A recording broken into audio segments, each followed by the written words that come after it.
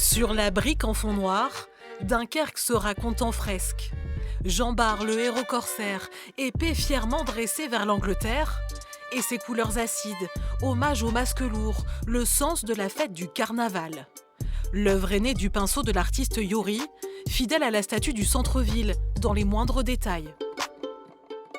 Il y a ce fameux petit trou d'impact de balle dans la joue qui apparaît sur la statue originale de la place Jean Bart, qui est restée debout pendant la guerre.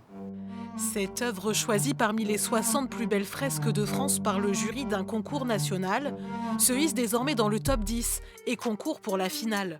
C'est une reconnaissance et puis même s'il n'y a rien à gagner, même si on ne gagne pas, c'est d'être déjà dans les 60 déjà, c'est incroyable. Et donc dans les 10, c'est encore plus incroyable. Ouais, c'est encore plus incroyable. Au total, 5 œuvres dans 4 villes du Nord et du Pas-de-Calais se trouvent dans ce top 10 national. Parmi elles, cette guerrière samouraï de Calais, créée l'été dernier pour le festival de street art de la ville, qui espère se hisser sur le podium. Il y a un public autour du street art, un public qui voyage beaucoup. Et forcément, avoir des œuvres primées, ça jette un coup de projecteur sur le festival et ça leur donne envie de venir découvrir les autres œuvres de la ville.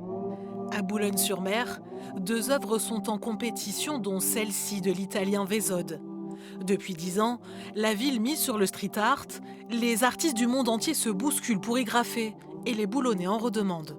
Le plus beau prix qu'on peut avoir, c'est l'adhésion des habitants.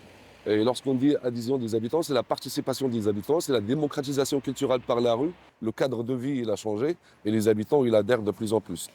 Pour élire votre œuvre favorite, les votes se font en ligne jusqu'au 15 février.